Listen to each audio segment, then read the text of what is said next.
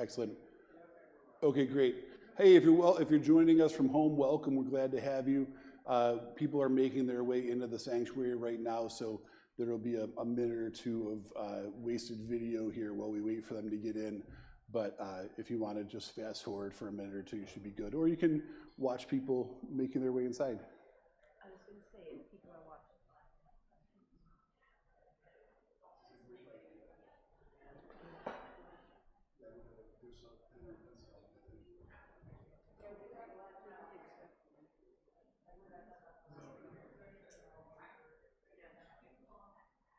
Also, if you're joining us online and you have questions, in a minute, I'll invite everybody to ask questions. But if you're at home and have questions, if you post them in the if you're watching it live, you can post them in the chat, the comments underneath the video, and the folks who are running the live stream in back are going to be keeping an eye on that. So thank you to Chris and Kathy Fortner for that. But they'll try to spot your comments right away and ask them for you, or you can. If you have a church directory, you can text Chris on her cell phone, and she will ask the questions for you. I'm not going to announce her name on YouTube because any weirdo in the world might watch this video at some point. But if you have a church directory, you can text her, or like I said, you can use the comments underneath the video. Or they can email the church. Or you can email the church, and it should theoretically come through to Chris's phone right away, and she can ask that way also. Oh, no, I do not hear you. I can't think of it again.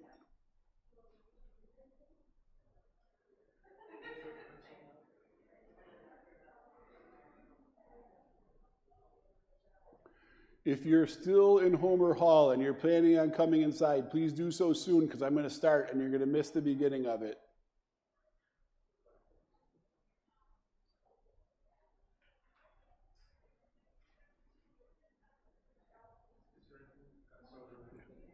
Yeah, you want to help with that? I have a handout right here that we're going to pass around, and some of you may already have a copy, and if you do, you don't need this because it's basically exactly the same as the handout you already have. If you'd like one just to refer to right now, feel free to grab one. I think we have 15 or 20 copies, which should be plenty right now, but if we start to run low, please try to make sure that people who don't have one get one before you if you already have 1 or 2 copies. And the handout we'll refer to later, so you can look at it right now if you want, but it'll make even more sense in a minute or, well, in a few minutes.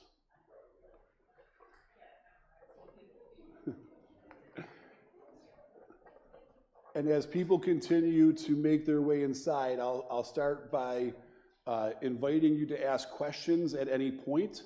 At the end or periodically, I will stop and say, are there any questions now? Because I know many of you will not ask questions until I do that. But some questions will be much better answered right away because it will help people understand what we're talking about better. So if you have a question and you're bold enough to just ask it, go ahead. And worst case scenario, I'll say, let me finish this and then we'll come back to that if the question is not directly related to what we're talking about. But if you have a question about what something means or something like that, you're probably not the only one, and it may be really helpful to clear up before we move on. So please don't be shy to raise your hand and ask a question. I see most of you are automatically doing it, but we only have one working screen, so it is a good idea to sit on this side if you want to be able to see the screens. I think probably I've done enough talking that people who want to be in here for the beginning are in here for the beginning. So thank you all for coming. This is an adult forum to talk about a potential restructuring. And as you may have guessed from the image on the screen behind me, what we're looking at is potentially restructuring down to just having two committees. That's why we're calling it the 2-committee structure. And it says on the screen, a new model for ministry. I probably should have written a new model for ministry and administration because it does sort of cover both. And you'll see that as we start to move through it a little bit. Can we go to the next slide? Before we get into what the new model would look like, it's important that I talk a little bit about what the old model looks like. The model that we follow right now is prescribed by our Book of Discipline. They have a whole list of committees that we're required to have. They have guidelines about how many members they're supposed to have and how often they need to meet. Not all of them. Some of the committees you can kind of have as many members as you want, and you can meet whenever you need. Some of the committees you need, X number of members, and they're supposed to cycle through on this schedule, and you have to meet at least quarterly or whatever. So there's different rules for different committees, but the structure that we follow right now is the one that's laid out in the Book of Discipline, which is good, right? We want to follow the Book of Discipline. They're literally the rules of the church that we're supposed to follow. However, the committee structure that's laid out in the Book of Discipline has not been updated since 1968, when the first United Methodist Book of Discipline was written. And as most of you are aware, things have changed considerably since 1968. We're coming up on being 60 years removed from that, which might be alarming for some of you to hear said out loud. But in 3 years, it will be 2028. That's 60 years removed from 1968. So it's been quite a while since this committee structure was laid out. And the average church size in 1968 was significantly different than the average church size in 2025. And the amount of volunteer hours that people had available in 1968 was different than what people have in 2025. So the reality is the model that's laid out in the Book of Discipline is built on some frankly outdated ideas, including what the most effective way to run a church or other nonprofit organization, what the best way to do that might be. So if we can flip to the next slide, this is the best visual approximation I could make that you'd be able to read of what our current church model looks like. I think if we're lined up on the right side, perfect. So these are most of the active committees that we have in the church right now. I believe this covers all of the required ones. And the lines show interaction in different ways. So church council is sort of the central hub of all of our other committees. The trustees, technically from a legal standpoint, are even more important than the church council, because by New York State law, the trustees is our board of directors. They're the ones who are responsible for legal decisions involving the church. And oftentimes people ask me to sign things that really they should be asking the trustees to sign. But at any rate, the trustees and the church council interact quite a bit. Neither one really oversees the other, but trustees report to church council to let them know how things are going. Church council keeps in touch with trustees about how the building's being used and those sorts of how it's being cared for. Finance traditionally has been in contact with both of those, letting them know how much money is available for different things and budgeting it. And in a moment, I'll get to how this works in practice, but for now, it's enough to just know that there's communication going on between these committees and some degree of oversight from one to another. SPR is another one that works with church council and with finance in setting salaries for pastor and staff and working through any issues that might arise and those sorts of things. Church council directly oversees Christian education, the worship committee, the outreach committee, the membership committee. Nominations is kind of its own thing. The nominations committee is supposed to be nominating people to serve on other committees, but doesn't really have direct oversight from anyone else. The memorials are another thing that's kind of just floating out in space, and they do report to church council, but they're kind of left on their own to do whatever they need to do. This is just the main committees as prescribed by the discipline. We also have some subcommittees or some ministry teams, and I'm using that term ministry teams. I'm not going to explain that right now, but we will come back to that when we talk to the new model, because the new model will probably use that even more. But things like the altar guild and the communion stewards and the greeters and ushers, those are all kind of subcommittees or ministry teams that are operating, at least in theory, underneath the banner of one of these other committees. Something like family council that we used to have, or There was sort of a subcommittee that was responsible for adult forum. Those were both sort of subcommittees underneath the Christian education. So this is kind of a web of committees with other things working underneath them. And the reality is that it was not an efficient system. It has not been an efficient system. One of the things that most of us who have served on committees have observed is things getting bounced back and forth between committees. So for example, somebody has a new idea for a ministry.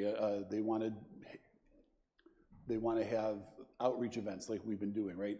That's a bad example because I just ignored the rules and started those without going through any of the proper channels because it was the only way to get it done in an efficient. And that is an overstatement. Let me say that. But that was half joking. That did go through church council. There were people who approved that. That wasn't something that I literally just did on my own. But it didn't follow the normal progression because it was too inefficient to start them that way. Because what normally happens is somebody comes up with an idea for a new ministry or something they want to try, and they'll come to me or they'll come to somebody else and say, hey, what about this? And under the current system, the next step is to say, well, that sounds like maybe an outreach event, so why don't you take that to the outreach committee? And they take it to the outreach committee, who's never done anything like that before and doesn't have any policy in place or know how to staff it or how to make it happen. And so they'll bounce it up to church council and say, hey, this sounds like a good idea. We don't really know what to do with it or if we can afford it or what to do. So you've taken that idea, you've made them wait for an outreach meeting.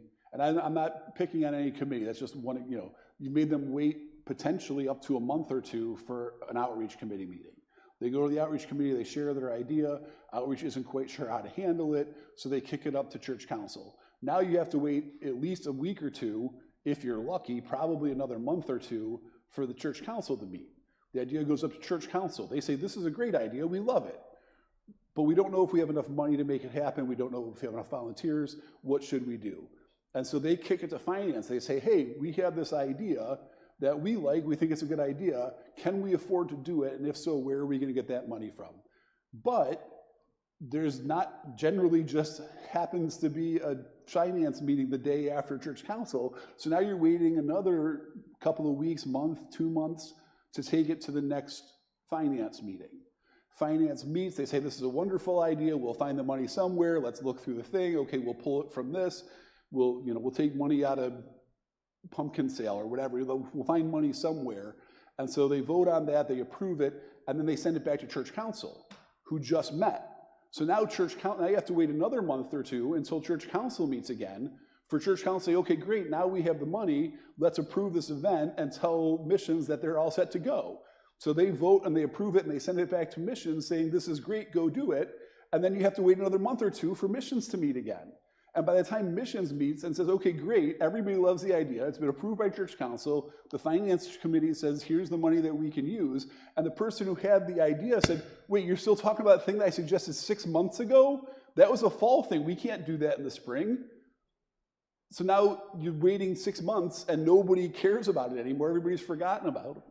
That may be a little bit extreme of an example, but that's the kind of thing that happens has happened under this system. It's too clunky. It only works if all these committees are meeting regularly and if the communication is really smooth.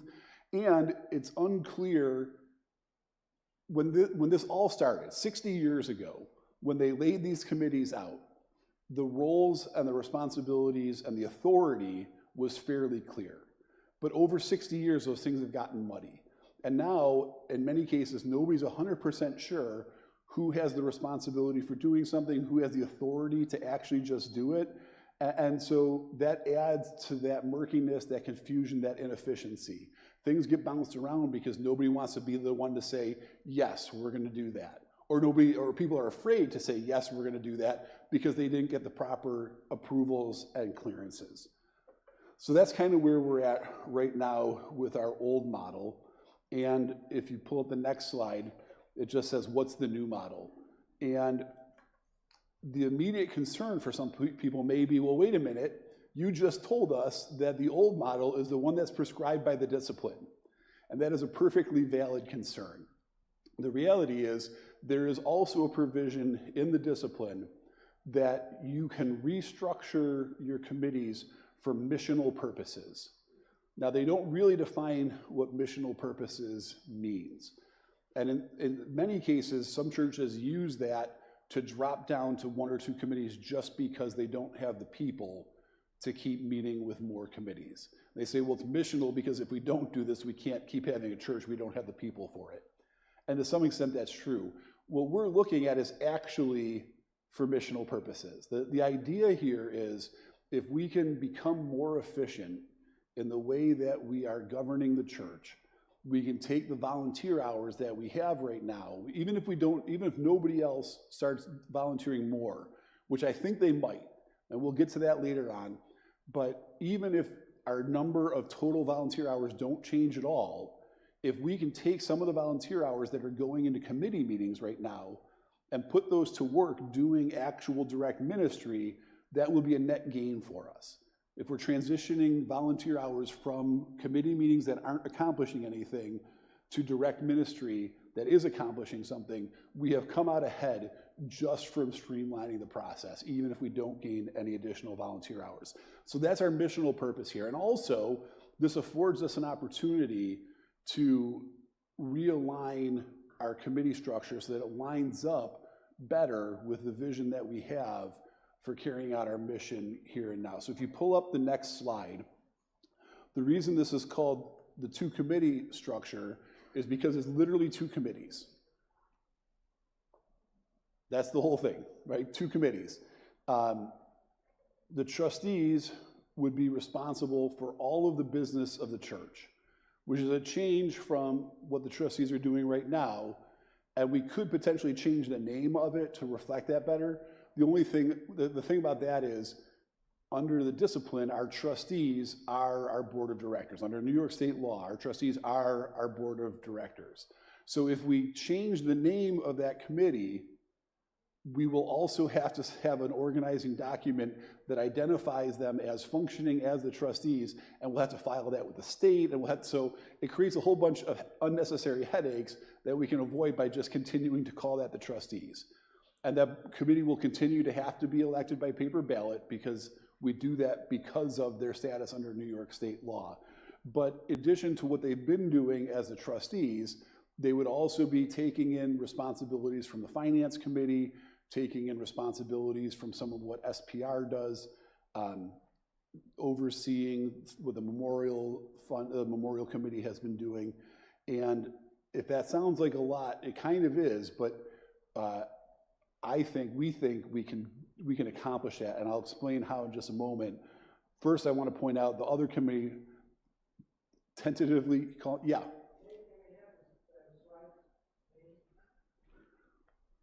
Can you have the slide bigger? Is that what you said? Yeah, it's down at the bottom. Those 2 things, that's it. Where it says trustees and mission and ministry, that's the whole thing. That's the whole chart, I know. It seems unbelievable, right? But you can see immediately, just visually, you can immediately see how this has the potential to be a more streamlined system, right?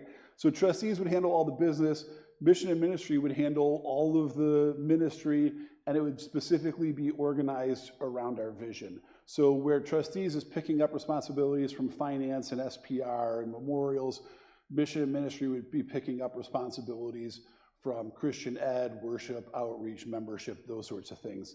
And the way that this would be possible is by having specific, well-defined roles for each position on those committees. So right now, if somebody comes to you and says, hey, we need a trustee, would you like to join the trustees?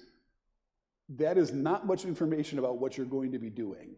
And the reality is, even when you're on trustees, sometimes it can be very unclear what the expectation is. A lot of what happens at the committee is sort of on a volunteer basis. Here's what needs to be done. Does anybody want to do it? And if nobody raises their hand and says, I'll do it, the chair is kind of stuck and either has to say, okay, well, we'll come back to that next month and see if anybody wants to volunteer then, or I'll take care of it myself. And to pick up all this extra responsibility under that system is not tenable. But if we define the trustees so that each of the 9 members of the trustees has a specific role with an understood expectation, then all of a sudden the division of labor is much more clear. And instead of having some people who come to the meeting and don't do anything else out of the meeting, the people who are there will be people who are saying, okay, I'm willing to take some responsibility for doing things in between meetings as well. And not every role is always going to have the same amount of responsibility or the same amount of time commitment, which is for the best, but everybody who's joined that committee will know, hey, there's some expectation here that I'm going to be overseeing this thing. And I'm using the term oversee very intentionally, and if you've looked ahead at that handout, you'll see that the term oversee gets used a lot. The expectation here isn't necessarily that you're going to do every single thing that you're responsible for every single time. The expectation is that you're going to make sure those things get done. So some of the time that will mean doing it yourself, some of the time it will mean recruiting somebody to do it, some of the time it will mean setting up a ministry team to do it, and we'll talk more about that in a minute. But these roles are really geared around having the responsibility and the authority to get things done. So one of the ways that we clean up the inefficiency is when we tell somebody this is what you're responsible for, we're also saying we are entrusting you with the authority to do this. Now, obviously there has to be limitations on that. We have a budget that we produce every year, and at least in recent memory, it has really just been a formality. People are not generally referring to the budget and saying, okay, what can we do with this? Now, there's some exceptions to that, but for the most part, we're producing a budget just because we're supposed to, and it doesn't have a lot of real bearing.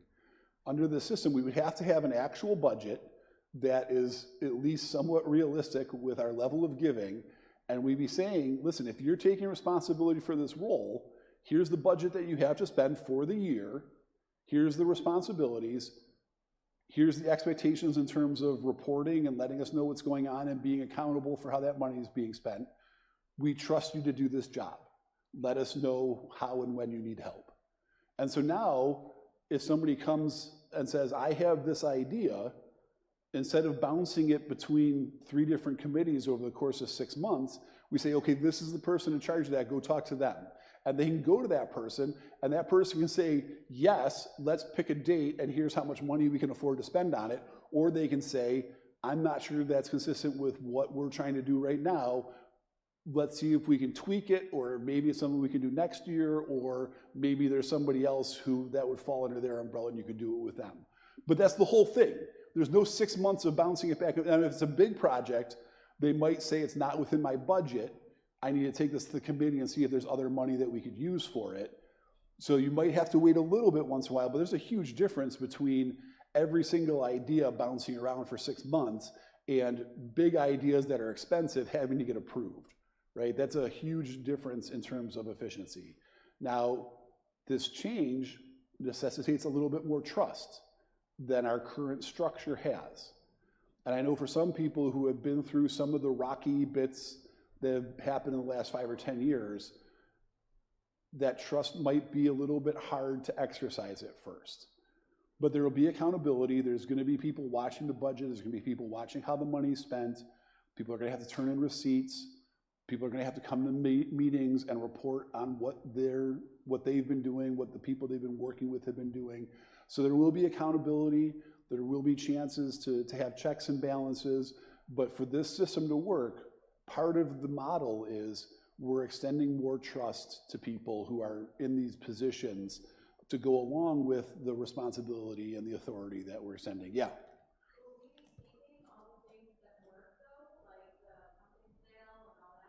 The question was, will we be keeping all the things that work, like the pumpkin sale, and I would lump Pumpkin Fest and that sort of thing in with that? And the short answer is yes.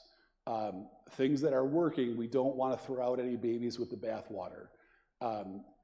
As people fill in, and the transition will take time, right? We'll go over the next steps at the end of the presentation, but the immediate change will be, if you're not serving on a committee, the immediate change will be pretty subtle because at first, at least, all the same stuff that we're doing, we'll keep doing. Over time, some of it may get sorted. And if somebody is responsible for outreach events, and a few years down the road they decide, well, Pumpkin Fest isn't really bringing in a lot of new people anymore, having somebody paying attention to that, whose job it is to oversee outreach events, they'll be in a better position to say, you know what, maybe we either need to change this, or we're investing too much resources into something that's not working great, so we're gonna move on from it. But at first, we'll keep doing all the same stuff, and over time, any changes or pruning or culling that we need to do will be focused towards our vision and our mission, instead of just being random things that happen. I think I saw another hand go up. Yeah. So I'm the one who typed it up. This has been done in conversation with the church council and with the trustees. It's based on other changes that other churches have done. It is more common for churches to drop to a one committee model instead of a two committee model. But like I said, a lot of times that's because the church is too small to support multiple committees. So there are other models that exist. There's other ways of attempting this. This is the proposal we landed on right now through conversation with the trustees, through conversation with the church council, and I think it's come up at SPR and a few other places. So that's kind of how we arrived at this particular model, but it's rooted on things that other churches have done, and on what we need to make sure continues to happen, if that makes sense. Does that answer the question adequately? I think so. Okay.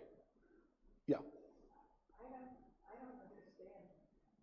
I guess because when I joined here, there were lots of committees. Yeah. And what we would do after the terms were up, there would be a committee that would call people. Yeah. And ask them if they were interested in being on a committee. Yeah. And it seemed like more people were involved then. Yes. You know, and this just, I don't know, for some reason I can't get a handle on this. I don't know. Is it because we're smaller? Is that? So the question is, like, why would we drop down? Is that fair? It's fair to say that your question is, why would we drop down to so many fewer committees? Yeah. So partly it is because we've just gotten smaller. 60 years ago when this was prescribed, there were a lot more people, not only in the pews on Sunday, but there were more people who were coming more throughout the week and involved with, we have a great core group who are here for a lot of stuff, who are here for committee meetings, who are here to volunteer at outreach events and things, who are coming to some of the Bible studies and small groups that we're doing, who are here right now in this room. But the reality is that group of people who are coming throughout the week and doing more than just being here on Sunday morning is a lot smaller than it used to be. The number of people who are here on Sunday morning is noticeably smaller than it used to be. That is a reality of the church in America today. It's especially true in several regions, including the Northeast. We are in a part of the country where the average church size is significantly smaller than the national average. New York State, I think, was rated number 2 or 3 for post-Christian states in a survey that they did a few years ago. I think it was 2020 or 2021.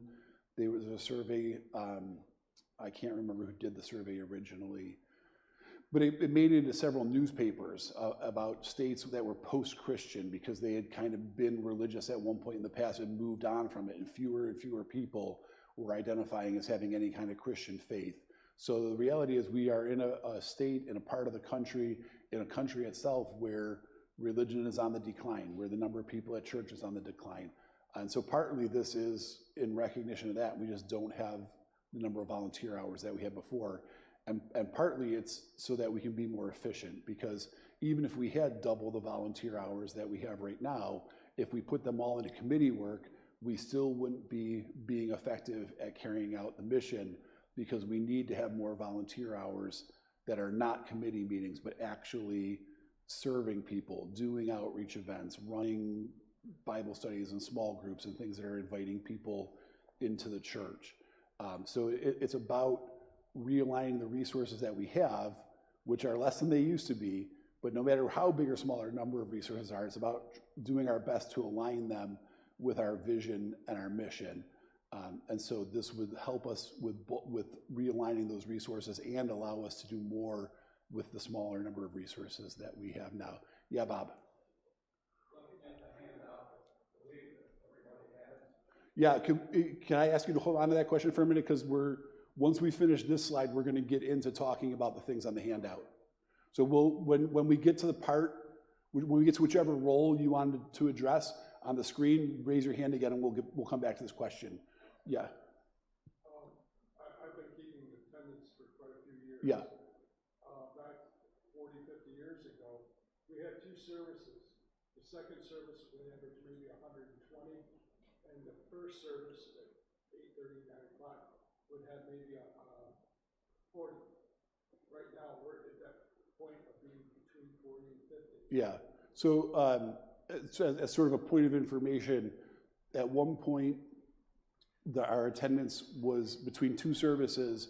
Our attendance was around 150, 160 people most weeks, and now most weeks we're 40, 50, maybe 60 people. I mean, we had 100 for Easter, which was amazing, but our Easter Sunday service this year was smaller than an average Sunday was 60 years ago when we started using this committee structure.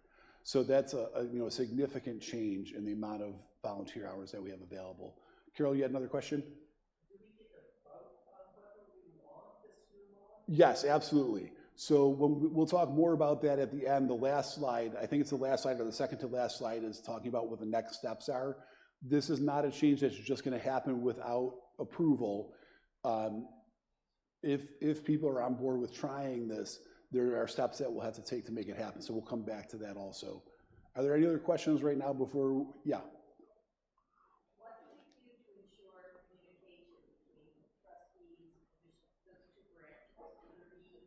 Yeah, so the question that was just asked is how do we make sure that we're going to have communication between the trustee, if we adopt this model, how do we make sure those two committees will be in communication with each other? And there are a couple of ways. One is that the pastor and the lay leader are by default part of both committees. So there's already going to be some built-in messenger of sorts, or two of them really, who are part of both of those committees for sure and can help make sure that that communication is taking place. There are some clear overlaps in some of the responsibilities as well. Trustees will be responsible for setting compensation and making sure we're complying with everything we need to do for a workplace and all that stuff. So they'll have that portion of SPR, but mission and ministry will also be involved with church staff. And so you'll have some built-in overlap where there'll be communication happening in those regards as well. Trustees will be the ones who are responsible for setting the budget and evaluating it. So there's going to be communication right there with accountability, because there'll be somebody on trustees who's keeping an eye on the budgets for different things happening in mission and ministry. And if somebody's spending their money too fast, it'll be the trustees saying, hey, we need to make sure that you are aware this is your budget for the entire year. And sometimes that might be okay, depending on what they're overseeing. It might be something where they have a lot of expenses in the fall. Like if it's a Christian education thing, you might be buying curriculum for the whole year in the fall and then have very little expenses for the rest of the year. So that might look on paper like, if you're going from January to December, you might get to July, and it's like, well, they haven't spent any of their money. What are they doing? Well, it's because they're about to spend all of their money on next year's curriculum. So, but the bottom line is the trustees will be the ones watching and saying, okay, is everybody using the money that they have in a responsible way? And church council the members of church council will be reporting to trustees in some regards regarding that sort of thing. So there will be several built-in methods of communication. If we try it and it's not enough, and we're saying, well, there's still too many questions unanswered between the committees, we can always revisit and try to figure out better ways to ensure. And maybe once a year we just do an everybody meeting. I don't know, that's not, those are things that we can try in real time. But maybe once a year we have an everybody meeting to just go over how things have gone that year and what we're looking at next year. I don't know. But yeah, you're right. If we, over time, committees tend to communicate less and less. It's a well-known phenomenon that they call siloing in workplaces. It's not true. It's not just true of churches.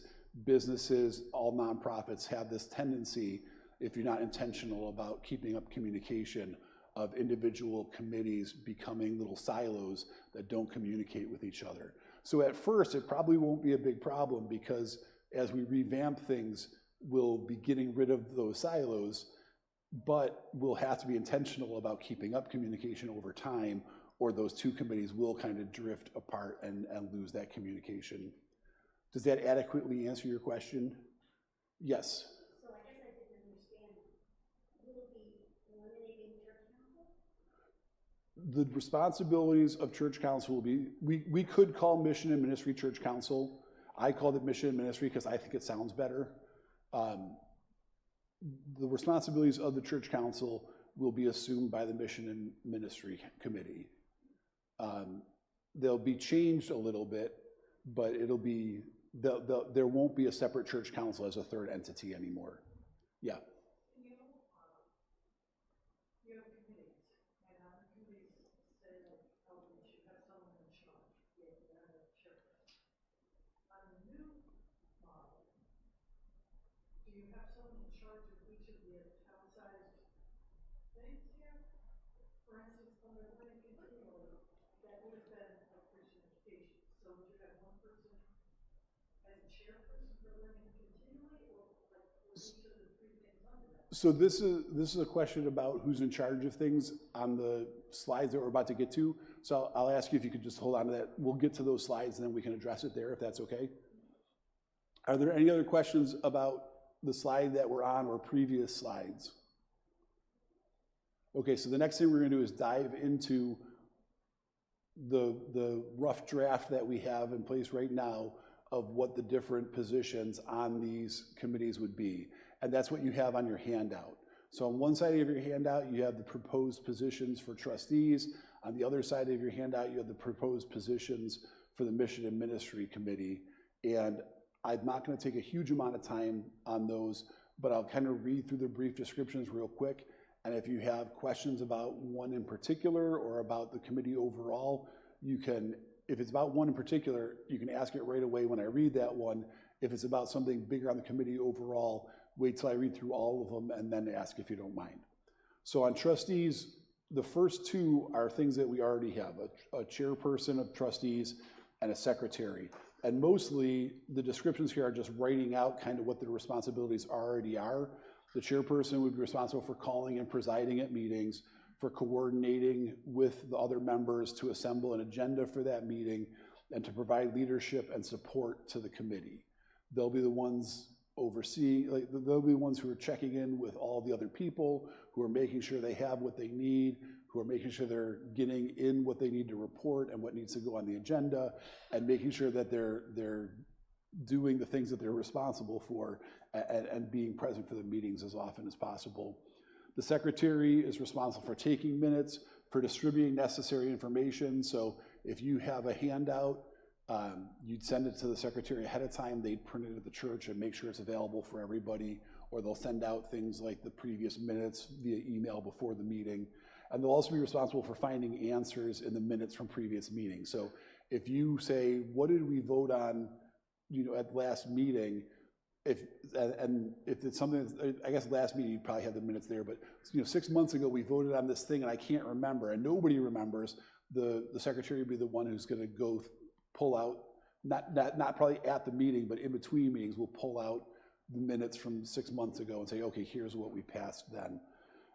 From there, we get into, yeah. Instead of reading through all these, because I think most people have, there's 7 different things listed under the trustee. A 9 total after the chair and the secretary, but yeah, seven new, very specific roles. Like, the question is, would we have like a leader or a coordinator for each one of those sections or teams? Yes, so the idea is that one person will fill each of these 7 positions. So you'd have, well, 9 total. You'd have one person who's the chair, one person who's the secretary. Actually, let me back up for 1 second. Bob suggested not bothering to read these because you all have the handout and know how to read. So I'm gonna take his advice and I won't read through each of these things. So we'll jump right to questions, starting with Bob's question about will there be somebody in charge of each of these? And the answer is yes, that's the idea. So there's 9 total positions, the chair, the secretary, and 7 others. And we would have one person, we'd be asking for one person to sign up for each of these 7 positions, and then they would be responsible for overseeing those things. And again, that doesn't necessarily mean they have to do every single one themselves, but whatever they can't do themselves, they're accepting responsibility for recruiting somebody else who can do it, or setting up a little team that can help. And we'll talk more about ministry teams towards the end. But yeah, that's the idea. One person would take each of these 9 total roles, giving us 9 trustees and covering everything the trustees are doing now, plus finance and pieces of SPR. Yes, Corey. Do we have more handouts? Is there a little pile somewhere? Or does somebody who maybe has this already? Oh, we do have some more. Yes. I have a question, maybe it's on here, I haven't seen it, but the way we were set up before, and it was all the different committees, and somebody was the head of the committee, but when you took those positions, you had a certain length of time, you know, some of them were. Yeah. Will there be a limit on? Yes, I'll answer that a little more fully in a second. Hey, Ange, I just realized that people at home don't have handouts. So can you kind of slowly go through the next couple of pages worth of slides that describe each of those things? Start with the new trustee, just go all the way through the new trustees and, yeah, just new trustees for now. And then I'll say something before we switch to the mission and ministry committee. So if you're joining us at home, I apologize for not thinking of that faster.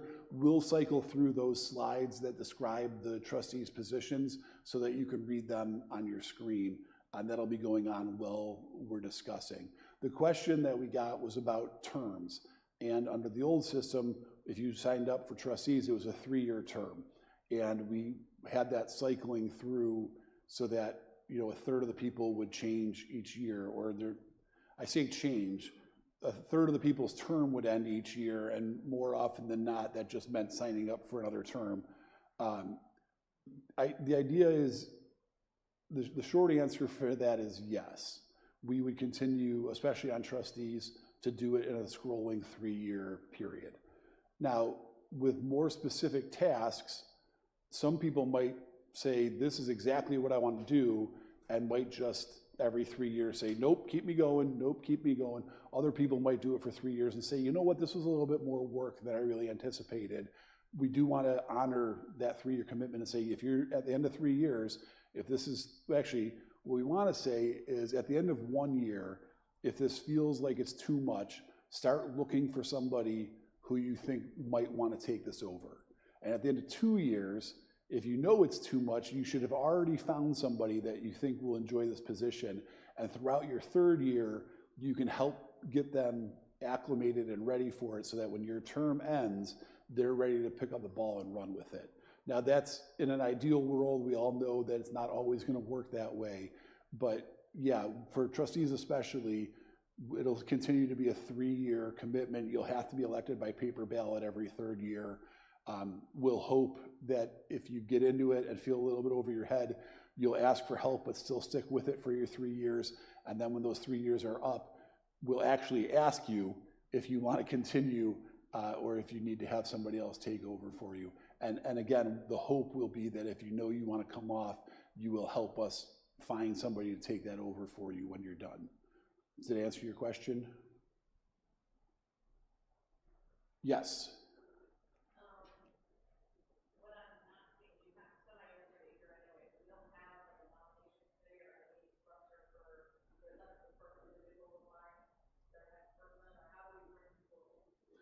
So right now, nominations exist as a separate committee, and with only 2 committees, that would no longer be the case.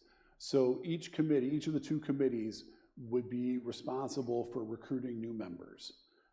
Rather than having a third committee that's doing that on its own, you'd have,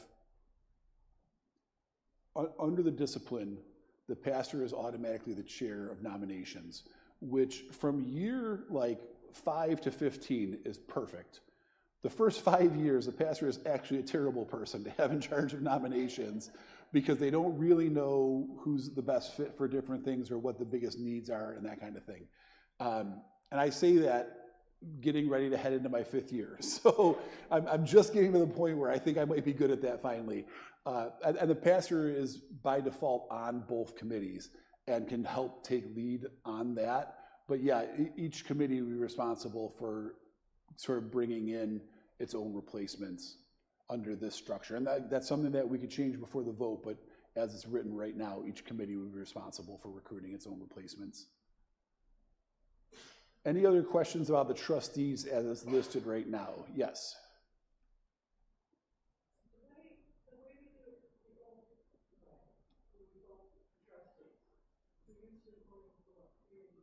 Yes. In theory, we should be voting for 3 trustees every year and having 9 trustees total. Okay, so if you have one of these committees, not committees, if you have one of these, Positions. yeah, say like staffing,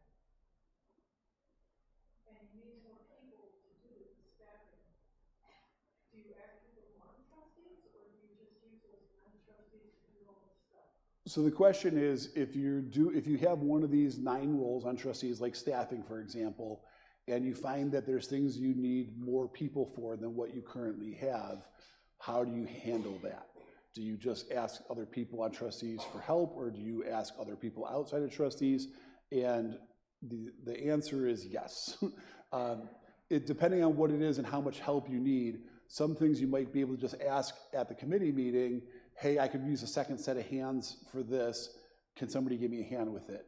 Things that are a little bit bigger of a need, you would recruit a ministry team. And we'll talk more about, let's do ministry teams now. So the idea here is that on both committees, people are first and foremost taking responsibility and authority for making sure these things get done, but with the understanding that they won't necessarily be doing all of it themselves.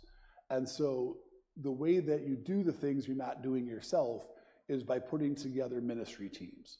And that means yourself recruiting a couple of people. And the idea here is that it be a very specific, well-defined commitment. So we're not putting together a subcommittee that's going to meet once a month from now until Kingdom Come. We're putting together a team with a very specific task, a very specific goal, and a very specific timeline. So one of the examples that I like to use for this is the outreach events. There's no slide for this, I'm sorry. For like the outreach events, for example, we know the date that they're going to happen. We know what the outreach event is. And so if you're the person on mission, we haven't looked at this yet, but once we get ahead to mission and ministry, if you're the person who's taken responsibility for outreach, you don't have to be responsible for that whole event. You can go to 1 or 2 people, 3 people, whatever, and say, hey, we're doing chicken and biscuits on May 10th. Would you be willing to be part of a team of people? And you, hopefully, right now it's like April 27th. For May 10th, you probably wanted to have that conversation like the very beginning of April or the end of March even. But you go to some people and you say, hey, on May 10th, we're having chicken and biscuits outreach.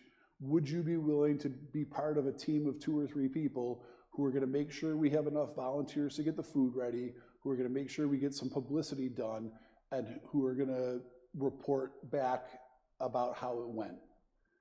And that way, people who are interested in helping know exactly what they're signing up for.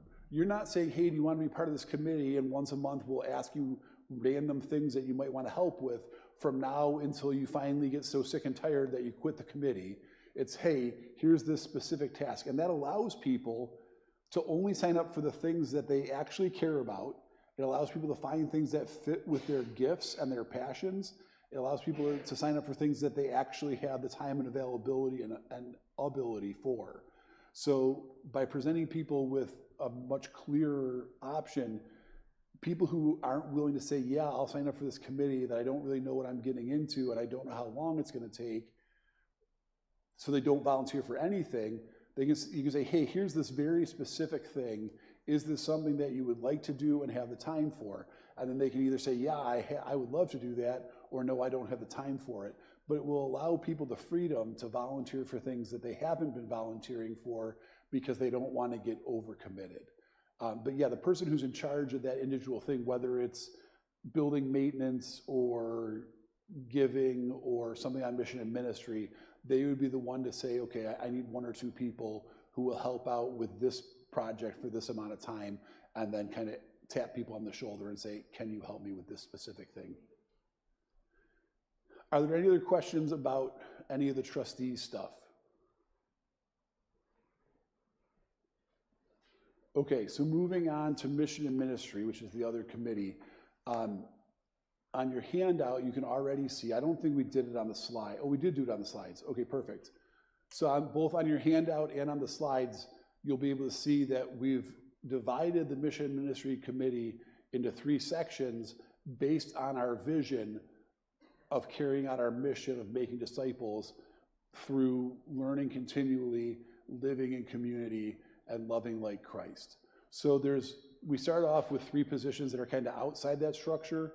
One is the chairperson / lay leader, and that could be negotiable.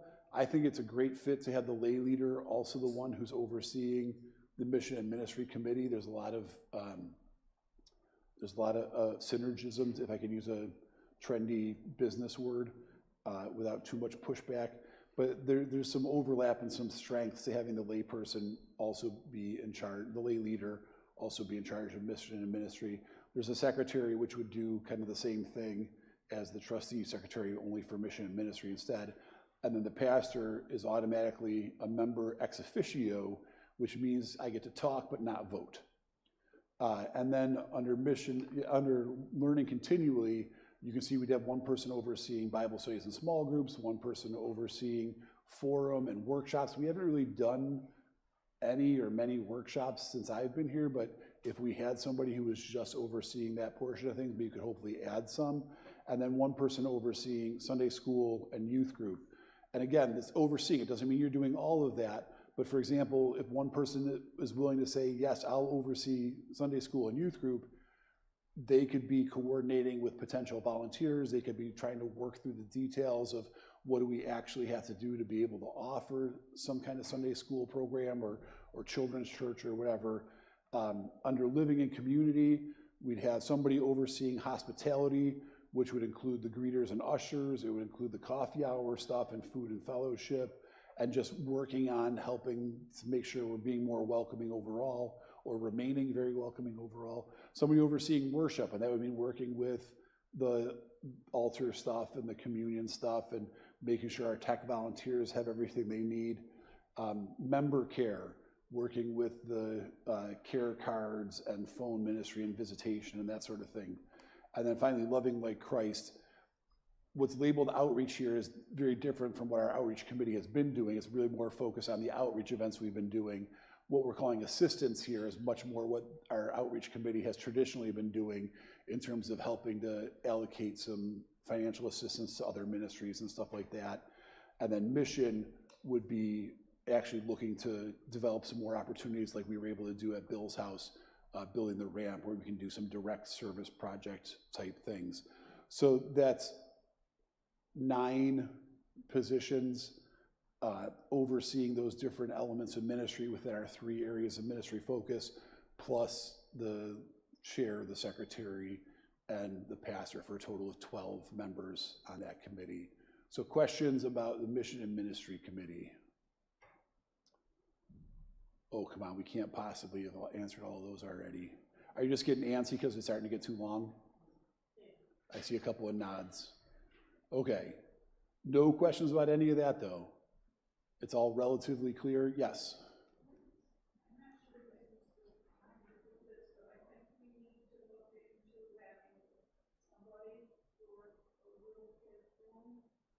Yeah.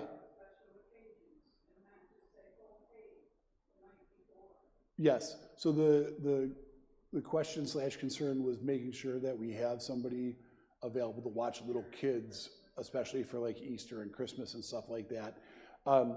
If we go forward with this restructuring, that would fall, I think, fairly clearly under Sunday school and youth group. Like the intention of that spot is to be focusing on children and youth ministry. That would be the person who would be saying, okay, let's make sure we have something in place for young kids, especially on holidays. Any other questions, comments, concerns about mission and ministry? Yeah, Bob. You got three major sections, I would say. Oh, wait, is this the question that I forgot to come back to, that I said I would come back to?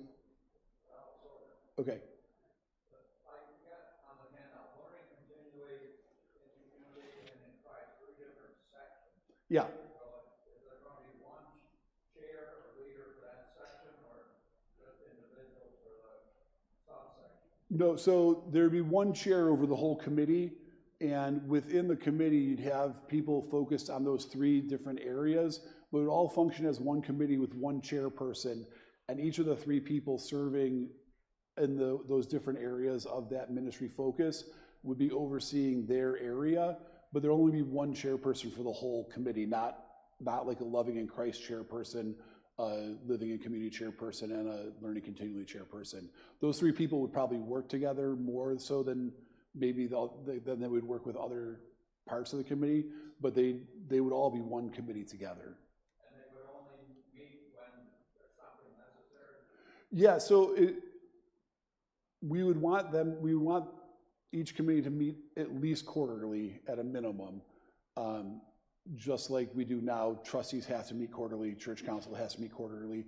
So we would want to meet at least quarterly just to check in and have that opportunity for accountability and those sorts of things. If there's something going on that requires meeting more often, the chairperson would be responsible for saying, okay, we got a lot going on, we really need to meet twice this quarter. But the base, I think the default would be that you're meeting quarterly, and then because people have the authority to do what we've asked them to do, they don't have to wait for that quarterly meeting to ask for permission.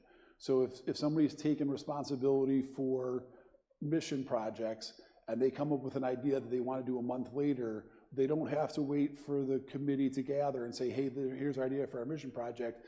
They can take the budget that they have, recruit the volunteers that they need, do that mission project, and then when the committee meets again, they can show up and say, hey, since last meeting, we came up with this idea, we got volunteers together, here's the project that we did, here's how much it costs, and everybody says praise God together, or hey, that was a little bit high of a percentage of your budget, let's slow down a little bit, and then still celebrate what they got accomplished.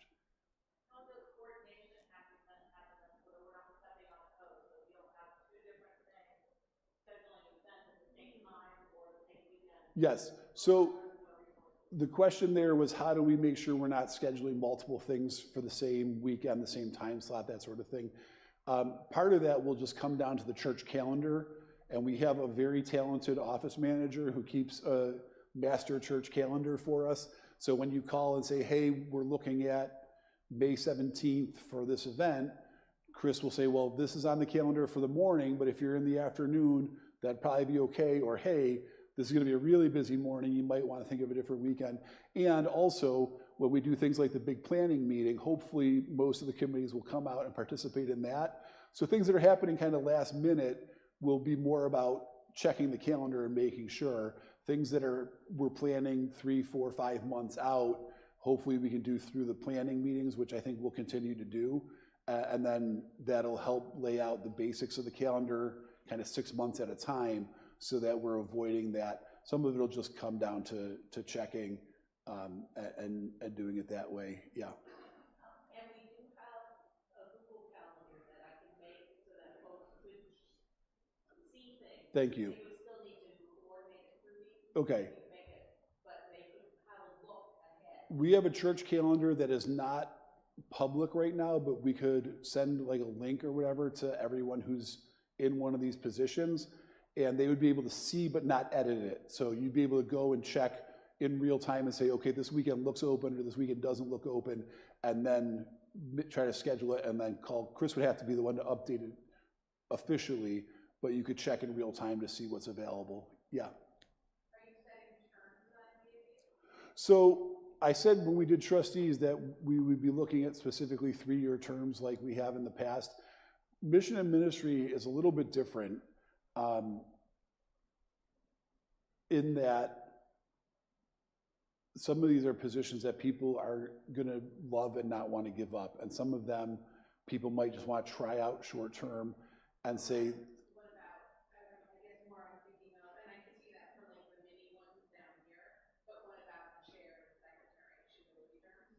so we should have a specific understanding, and there's nothing written down yet of what that specific understanding is.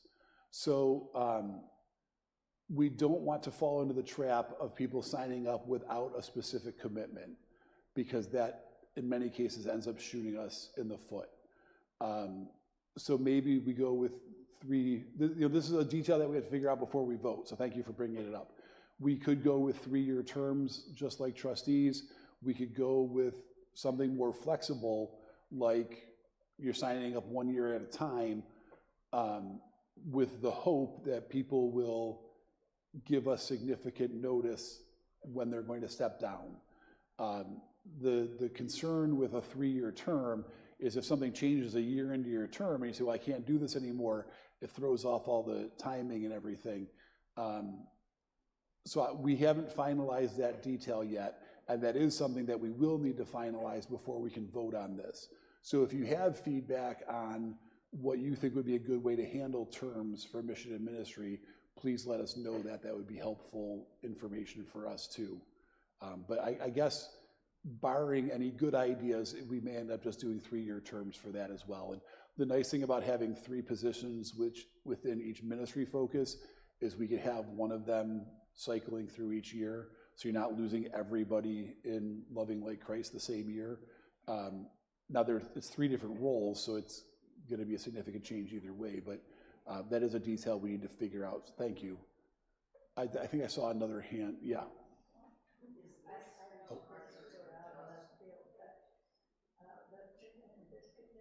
Uh-huh. Was always a good fundraiser for the church, and I know myself, when other churches have dinners, I always go and support them. And considering our financial, I don't understand why this is free. Can we, so the question is, we used to use Chicken and Biscuits as a fundraiser. Why are we doing it for free now? And the short answer is that's not really about this.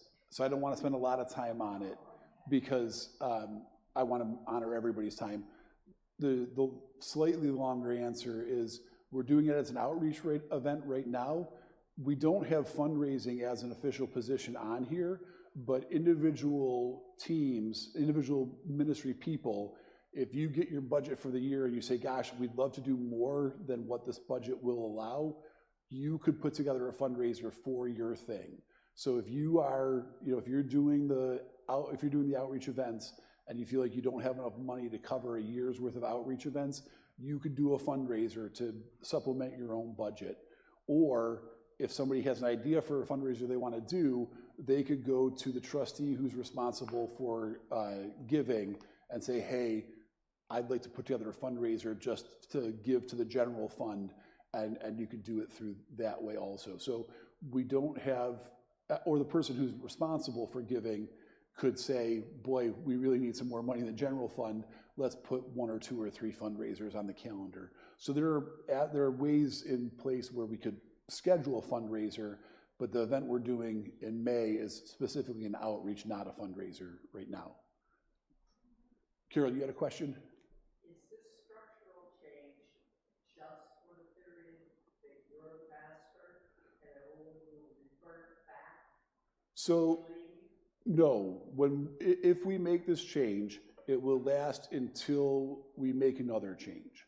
So we would have a special charge conference and vote through this restructuring, and then this would be how our church governed itself from that moment on until either there was another vote at another charge conference to revert back to what's in the discipline, or a vote to change to something different.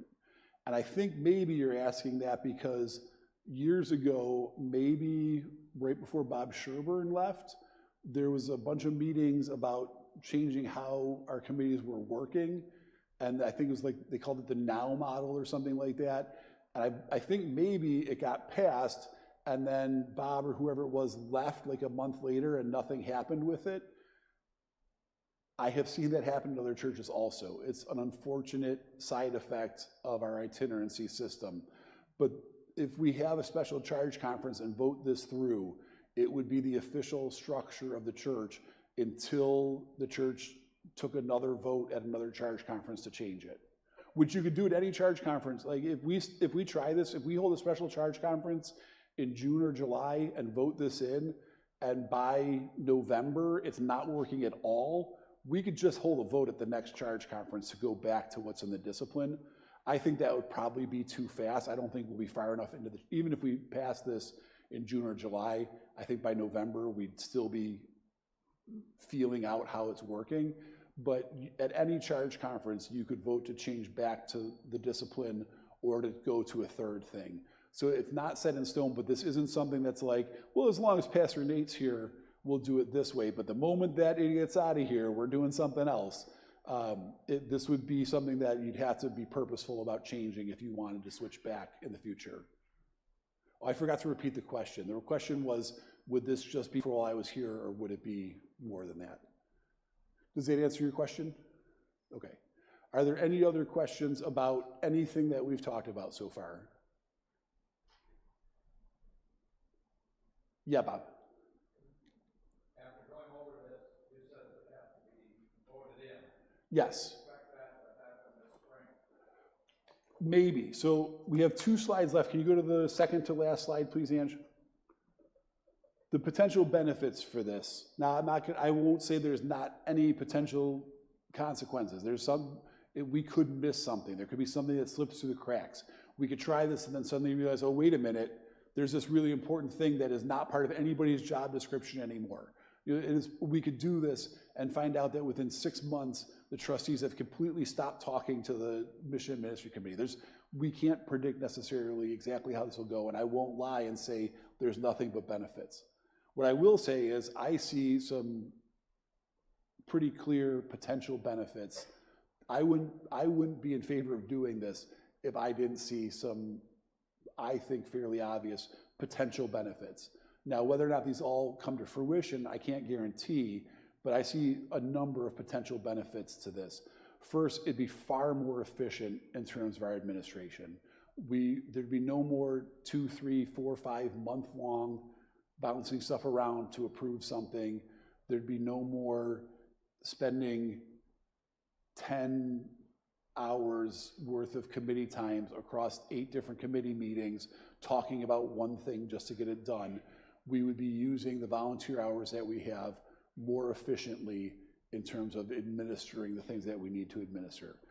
Now, some people might feel rubbed a little bit the wrong way, especially at first, because a decision that normally would have been discussed for 3 or 4 or 5 hours across 6 different meetings by a whole committee might get sorted out by one person who reports it afterwards. And people may have questions, say, well, why didn't I get to participate in that decision making? And the answer will be, well, because we've entrusted this one person to be responsible for that. Now, that's not going to include huge things. We're not saying one person's going to be able to sign a $30,000 check to repoint all of the masonry on the building or something huge like that.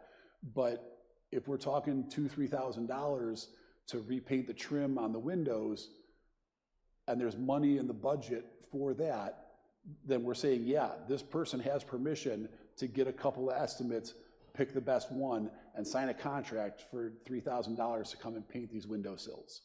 So some people are going to be a little bit nervous about that, and I understand that, and that's okay. I think that if it works successfully for 6 months or a year, all of a sudden we're going to say, wait a minute, why did we spend 10 hours the last time we did this talking about it when one person could have made some phone calls and the windows could be painted? So it will be a bit of a transition. There might be a little bit of unease, but it will be much more efficient in terms of our use of volunteer hours. It'll be more conducive to trying new ministries. When somebody has an idea for a new thing right now, it can be very frustrating, the length of time it takes to try to get that started. And this will allow us a lot more freedom to start things a lot more quickly, to try out something and be okay if it doesn't work. When you have to go through 6 different committees to try something, there's a lot of pressure for it to work. If you can go to one person and say, hey, I have this idea for an outreach I'd like to try, if we try it and 2 people show up, that's fine. We tried it, and not everything we try is going to succeed, and that's okay. So we'll have more freedom to try new things and more freedom to fail without feeling like, oh gosh, all this time and energy went into it and nothing came of it. It allows us to be more vision-oriented and mission-focused. Our committees are under our current structure, the committees are the committees no matter what. And if we want them to be focused on our mission, if we want them to line up with our vision, we have to figure out as members of that committee, how can we kind of shoehorn it into what we're trying to do. This committee is designed around our vision for carrying out our mission. The Mission and Ministry Committee is designed to focus on our 3 areas of ministry focus, to make sure we're doing those things. And then finally, service teams, like I kind of mentioned earlier, create more opportunities for using spiritual gifts in meaningful contexts with manageable commitments. So we're not asking somebody sign up for this committee and eventually they might offer you something that you want to do either for less time than you want to do it or for way more time than you want to do it. The whole thing with the ministry teams is we can say, hey, here's this 1 month long project. It's going to probably take you 3 or 4 hours, 6 hours, 8 hours across that month. Here's where it starts, here's where it ends, here's what needs to get done. Is that something you care about? Is it something you have the spiritual gifts for? And people will be able to sign up for things that they'll find meaningful and that they'll be good at. And when people enjoy the ministry that they're doing, it makes them want to sign up for other stuff. And that's one of those benefits that we can't count our chickens before they're hatched, but people who feel burnt out because they got sucked into a committee and were on it for 10 years and didn't enjoy a single meeting throughout those 10 years, they're not going to sign up for a committee. But if you can say, hey, here's this one thing that'll take you 6 hours across 3 weeks, and this is what it does, and this is what we're hoping to accomplish, they'll have the freedom to say, yeah, that's a manageable commitment, I can try that. And if they enjoy it, instead of dreading the next time somebody asks them to do something, they'll actually think, I wonder if there's anything else like that coming up that I could do again. So not only will it make volunteering more meaningful overall, maybe not every time. Sometimes people will try something and say, oh gosh, that wasn't what I expected at all. But overall, it will make our volunteering more meaningful and more enjoyable, which will encourage people to volunteer more. So not only will we be more efficient with the volunteer hours that we have, we may even hopefully see an increase in volunteer hours. And again, I know I'm only presenting benefits. I wouldn't be presenting this at all if I didn't think the benefits outweighed the consequences, but I'm not going to lie and say there's no potential for consequences. There will probably be growing pains throughout the transition. If we make it, there may be things that we've missed that we'll suddenly realize we have to address, but those are the benefits as I see them. So the last slide, next steps. At some point, we will have to take a vote on this. So far, in discussing it with trustees and with church council and other people, the overall sentiment has been in favor of trying it. So now that we've done this, you have an opportunity to provide feedback. And if we get a bunch of feedback that people are resistant to the idea, maybe we won't even take the vote. But so far, trustees have been supportive, church council has been supportive. Our default assumption right now is that we will take a vote on this at some point in the future. So we'll give it a week or two so that folks who are here, folks who are joining us online, folks who might join us online later, have the opportunity to express, I don't think we should even vote on this. I think it's a terrible idea. If we get a bunch of that feedback, we maybe just don't vote on it at all. We'll talk about it at the next church council meeting and see if that happens. If after a week or two, we haven't gotten a huge negative response, we will schedule a special church conference at which to hold this vote. In between now and whenever that special church conference is, people will have more opportunity to ask questions. You can email me questions, you can call the office, you can pop in during my office hours, You can communicate with me or with church council or trustees however you want. Voice those concerns, ask those questions. Ideally, by the time we get to the actual vote, we should have most of those details settled and in writing, like term limits and things like that. Questions should by and large be answered by that time. But the next step, unless we get a huge negative response, will be scheduling a special charge conference at which to take that vote. Now, that doesn't mean that you have to just show up and vote yes because we gave you an opportunity to say no. If you don't like this idea, you can come to that church conference and vote no, and that's okay. I believe we need a 2/3 majority to do this. I could be wrong, it might be a simple majority. I think we need a 2/3 majority. So if you don't like the idea, you show up and vote against it. But I hope that if you don't like the idea and we do have a 2/3 majority in favor of it, that you'll at least give it a try. Do you have a question or comment? Yeah, I guess two questions now. One, who gets voted as the conference and 2/3 majority of those there, or 2/3 majority of who is able to vote? So my understanding, yeah, technically there's a difference between a charge conference and a church conference, and I always mix up which is which. I believe at a charge conference, any member can vote, and at a church conference, only members of the current church council can vote. If possible, I would like to have the one where all members can vote. It's actually technically up to the district superintendent which one we do. I will push for the one where all church members get to vote. That's my preference. My understanding is that at any church conference or charge conference, the people present constitute a quorum. And so the supermajority would be of those present to vote, not of total church members. So if we hold this meeting and 6 people show up and 4 people vote for it and 2 people vote against it, that would pass. If we hold this meeting and only 6 people show up, it'll be a disaster to begin with. But like, it's not about the total number of people in the church, it's about the people who are at the meeting when it comes to a majority or a supermajority. You have a follow-up question? So currently by discipline, we cannot do hybrid meetings. I think they still have the provision in place from COVID that you could do a purely Zoom-based meeting. I'm not even sure if that's allowed anymore. For a while, you could do a purely online one. You cannot do hybrid either way. It has to be all one or all the other. Right, yeah, unfortunately, if you can't make that day, you wouldn't be able to vote, which I know is less than ideal, but we are purposely providing a window for feedback right now. So again, if you want to voice your opinion, whether you're able to be here to vote or not, we're not just going to ignore what everybody's saying. If a dozen people call and email and say, hey, I have some real concerns about this, at the very least, we will try to address those concerns before taking the vote. If not even just saying, well, hey, we need to not vote right now until we can figure this out a little bit more clearly. But yeah, so we're purposely offering this opportunity for feedback so that we can make this even better, so that we can get even more consensus around it. But yeah, unfortunately, on the day of the voting, if you can't be here, you won't be able to vote. Any other questions, comments, concerns? Yeah. So in terms of the new structure, do you think that possibly have a charge conference before the end of June?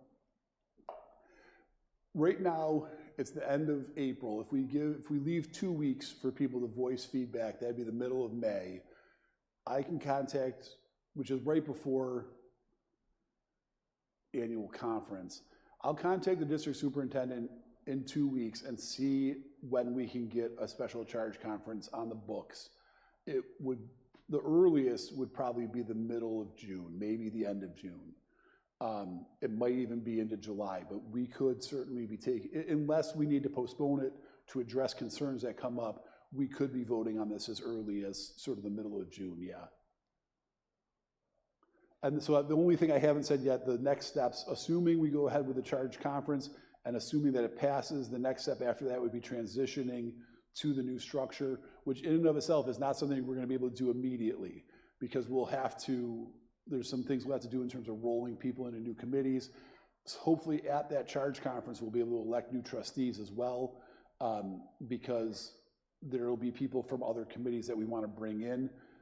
Hopefully we get one or two folks who have been serving on SPR to join trustees to take over some of that SPR responsibility that's going to be shifted into trustees.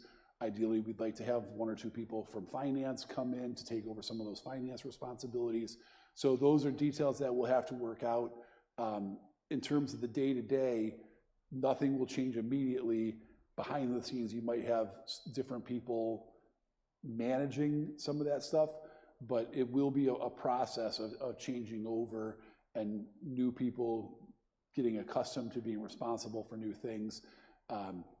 So it's not like we're going to flip a switch and after the vote immediately everything will be like this. There'll be a little bit of a period of acclimation and getting new people into new roles and building some new working relationships. But that's kind of the nutshell version. We take the vote. If it passes, we start that process of realigning who's serving where and having those meetings and that kind of thing.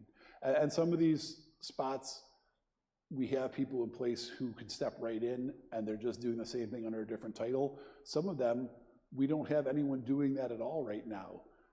You know, if at the end of the Mission and Ministry Committee, when we're looking at Loving Like Christ, what our committee has been doing so far has basically been the assistance piece of that. And so somebody from that committee could step in to take over assistance and it'd be basically no change at all, but nobody's been doing the mission piece at all. We had the only mission project we've done in the past 4 years or so, probably more, is the ramp at Bill's house, and I organized that. So we haven't had a person doing that piece of it. So that would be something new that we're finding somebody to step into. So it will take a little while to fill some of these roles. It'll take a little while to make that transition. There will probably be some growing pains throughout that process, but that's a brief overview of what it will look like if we move forward with the change. I know this has been a long time. I'll give you one last shot for questions, and then we can go. Yes? Not a question, a comment. Yeah. For anything to work here, we need congregational buy-in. Mm-hmm. For those of you who are not physically present here today, but also those who are, this can't just mean that the same people that have been doing a major part of the work for the last several years just have their positions renamed, et cetera. The impetus behind this whole restructuring is to have more people find some way that they can contribute to the church with the gifts they have. Yeah. So keep that in mind. Do not let voting day come, if it does happen, and just let a very few people vote one way or the other. Please express how you feel with the intention that you will find a place among whatever structure to be a contributing member to this congregation. Thank you. Amen. Thank you, Judy. For those of you at home couldn't hear that because she didn't have a microphone, but Judy just very articulately expressed that the hope here really is also to get some new people involved, and we really do not only want but need people to express how they feel about this potential change, not only by conversation, not only by being here to vote, but by looking at the opportunities this new structure presents and looking for ways that you can be involved, maybe more involved than you have been in the past, or maybe involved for the first time. And part of the hope with these specific roles, like one, it allows us to be more efficient, but two, it also lets people see what they're signing up for. And somebody who might not want to just sign up for trustees, not knowing what that is, might be able to look at this list and say, well, gosh, I really like the idea of doing this one thing. Maybe I can take that role. Or somebody who hasn't been involved at all can look at mission and ministry and say, well, I don't want to be part of a church council, but gosh, it'd be great to, I'm really glad we do those cards, and I think it's great that we do some phone calls. Maybe I could be the one to make sure that that's all going smoothly. So yes, please vote. Yes, please express your thoughts and feelings about the change, but absolutely look at this list and think about, where do my gifts fit in this? Where does my passion fit in this? And maybe it's just going to be ministry teams at first. That's already going to be a step forward for a lot of people, just signing up for those short-term ministry things. But there may be something on this list that you think, gosh, I could give that a shot for a year and see how that goes. So please do take a look at this and see where you think you might fit. Thank you for that, Judy. Are there any other questions, thoughts, concerns? Yeah, Bob. Comment to follow up on what Jody said. Maybe this is before the vote, several weeks before, publicize a little more a summary of the possibilities for it. Okay. Yeah, we'll think on how we can maybe do that. Thank you. Anyone else? Yeah. We are already planning on doing it, but also, you know, if we're first especially, you know, we be sending the link specifically to this. Sure. For you to zoom out, like, please review this. Yeah. What to do, we just think of this. Thank you. Yeah. So we'll send the link out again for anybody who may have missed it, and just encourage everyone to be aware of what's going on. And we'll probably say more about the potential opportunities during service, especially as we get closer. Some of them, like I said, with trustees, has to be elected by paper ballot. So ideally, we'd like to know who all 9 people on trustees moving forward will be, so that if there are people who are coming off and new people who are coming on, we can handle that voting in the same charge conference instead of having to wait or hold a special one. If you have any other questions, comments, concerns, please feel free to call me or email me. I think Angie just stole my car to drive Eli to work. So if you catch me before she gets back, you can share those things with me right now. But yeah, let me know questions, comments, concerns, phone call, email, pop in my office, whatever.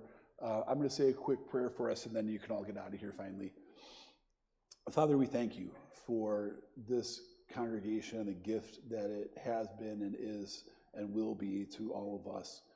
We ask that you would help us to see your vision for how we can be effective and efficient moving forward. Help us to be good disciple makers. Help us to be attentive to the vision that we have for carrying out that mission, and use us to reach others, to share your grace and love, to help one another mature and to invite them to as well. We thank you, God, and we praise you. We ask these things in Jesus' name. Amen. Thank you for sticking around. Have a good day. We'll see you next Sunday at the latest, hopefully.